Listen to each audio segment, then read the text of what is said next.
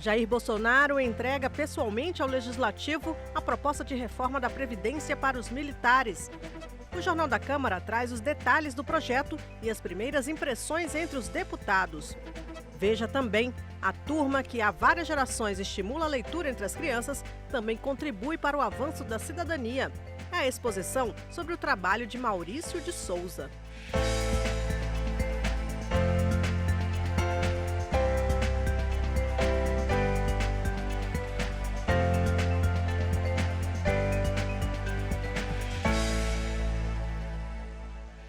Chega ao Legislativo a proposta de reforma da Previdência para militares. O próprio presidente Bolsonaro trouxe o projeto. O presidente Jair Bolsonaro veio pessoalmente entregar a proposta de reforma da Previdência dos militares. Também vieram o ministro da Economia, Paulo Guedes, o ministro da Casa Civil, Onyx Lorenzoni, e o ministro da Defesa, general Fernando Azevedo. Eles se reuniram com o presidente da Câmara, Rodrigo Maia. Sem uma estrutura previdenciária equilibrada de todos os poderes, o Brasil não tem condições de voltar a crescer, de voltar a gerar renda, emprego e principalmente a que o Estado brasileiro volte a gerar serviços de qualidade. O regime será superavitário, o regime dos militares. E, mais do que justo, também houve um programa de reestruturação das Forças Armadas. Nós sentimos que estamos fazendo uma correção não só do lado da Previdência, mas também do lado de reduzir privilégios, que no caso estavam a favor de servidores civis e contra os servidores militares. A proposta do governo Bolsonaro tem dois aspectos. Por um lado, aumenta o tempo de serviço e o valor das contribuições. Por outro, há uma reestruturação da carreira. Ou seja, integrantes das Forças Armadas receberão aumentos. Entre perdas e ganhos, o saldo final é esse aí, 10 bilhões de reais. O Congresso é soberano, tem legitimidade para se debruçar sobre o tema, mas eu não tenho dúvida de que o projeto que está sendo apresentado é o projeto que representa a média do sentimento do governo e também respeitando a especificidade da carreira, exemplo do que estamos fazendo com outras categorias.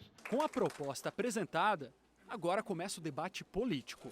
Nós reconhecemos que as condições dos militares são condições especiais. É verdade que são condições diferentes, mas é preciso ver se a maneira como a proposta foi construída é compatível, é proporcional, é razoável com a distância que há na vida de militares e civis. A proposta não pode ser seletiva. Temos que dar o mesmo tratamento aos civis e aos militares, sob pena de contaminar o ambiente. Não dá. Fiquei preocupado quando se fala em reestruturação de carreira. Será que era o momento adequado para se tratar disso? Afinal de contas, tem uma série de carreiras também que pleiteiam a mesma coisa. Em princípio, se as Forças Armadas concordam com o projeto, ele deverá passar com extrema tranquilidade. Do ponto de vista que eu represento, que são os militares estaduais, se for seguir as mesmas regras, nós teremos algumas divergências com o governo. E a principal delas é a extensão de mais 5 anos, pulando de 30 para 35 anos de contribuição. Deputados cobravam uma proposta para os militares antes de começar os debates sobre a reforma da Previdência. Ou seja, agora deve ter início essa discussão. O nome do relator, lá na Comissão de Constituição e Justiça, o primeiro passo desse processo deve ser anunciado ainda nessa semana.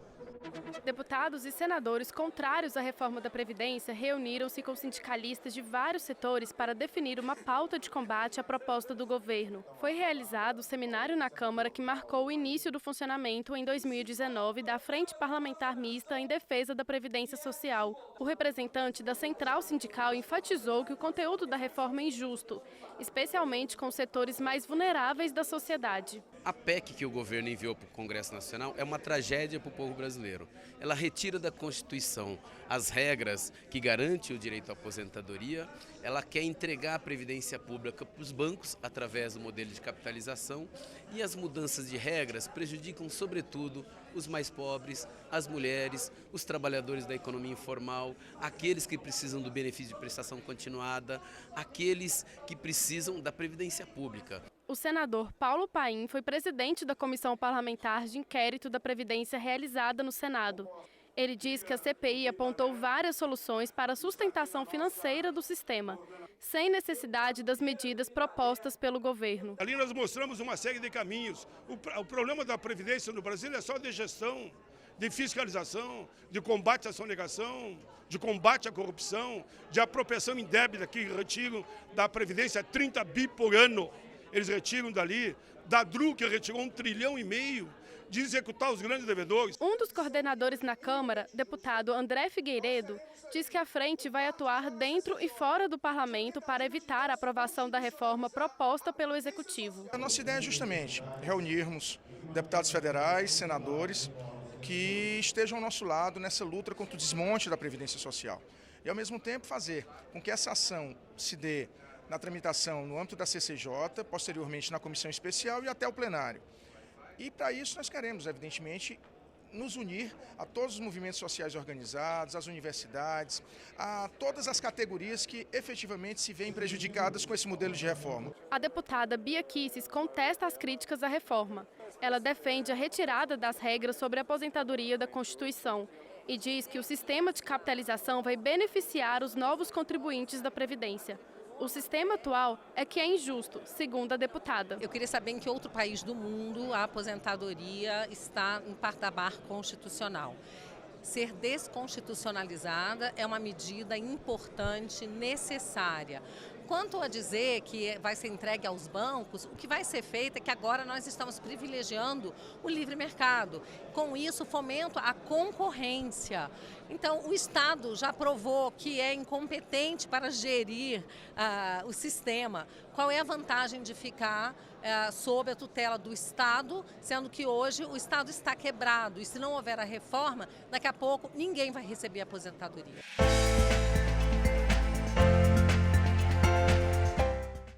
O Salão Negro, um dos espaços mais nobres do Congresso Nacional, foi tomado por parlamentares e convidados do setor para o lançamento da Frente da Segurança Pública. O ministro da Justiça e Segurança, Sérgio Moro, participou da solenidade. Ele defendeu que o pacote anticrime, enviado ao Congresso em fevereiro, seja discutido ao mesmo tempo que a reforma da Previdência. É um projeto importante, é uma questão urgente.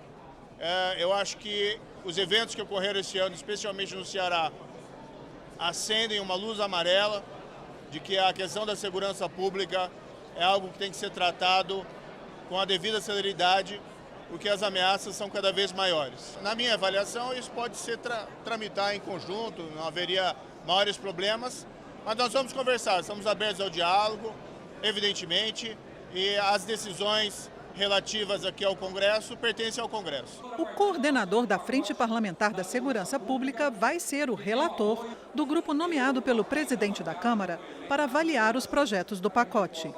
O deputado Capitão Augusto promete apresentar o relatório em até 3 semanas e diz que tem pressa. Por que nós temos pressa? Porque eu acredito que a reforma da Previdência virá só em junho ou julho. Então, talvez eu consiga, e nós consigamos, antecipar o pacote da lei anticrime para ser votada antes mesmo da reforma da Previdência. Nós sabemos que a questão da Previdência, que a questão da economia é importantíssima para o governo. Mas temos que lembrar também que o governo, o próprio presidente Bolsonaro e a grande maioria dos parlamentares dessa casa foram eleitos com o compromisso com os eleitores da segurança e combate à corrupção. É isso que os nossos eleitores, é isso que a população espera. 304 deputados integram a Frente da Segurança Pública.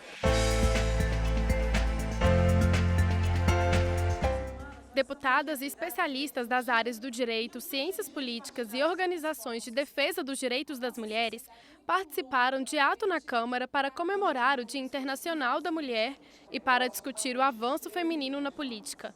O evento foi promovido pela Bancada Feminina e pela Secretaria da Mulher. O objetivo agora é apoiar o aumento do número de mulheres eleitas no pleito municipal em 2020. Nós precisamos garantir que o maior número de mulheres sejam chamadas para a participação da vida política, se sintam preparadas para esse enfrentamento. Então, preparação na área de gestão, na área eleitoral, na área de atuação política, financiamento. A cientista política Flávia Biroli lembrou na ocasião a importância de ter mulheres presentes no parlamento para uma efetiva consolidação da democracia. O problema da subrepresentação das mulheres não é um problema de um grupo, é um problema da democracia.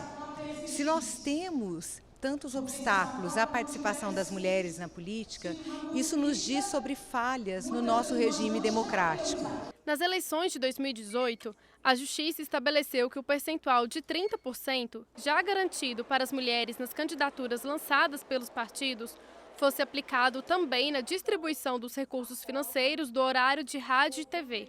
A ex-ministra do TSE, Luciana Lócio, afirmou que as mulheres devem apelar ao judiciário contra o eventual retrocesso. Eu confio no judiciário brasileiro.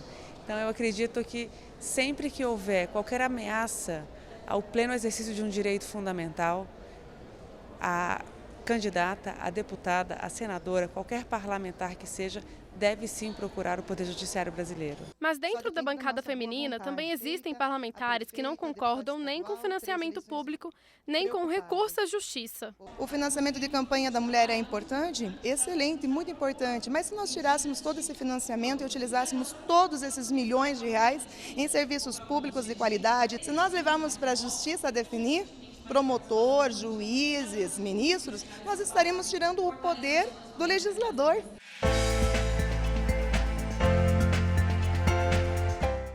O corredor de acesso ao plenário da Câmara está mais colorido. É a exposição sobre os personagens criados por Maurício de Souza. Quem passa por lá descobre que a Turma da Mônica também contribui para o avanço da cidadania.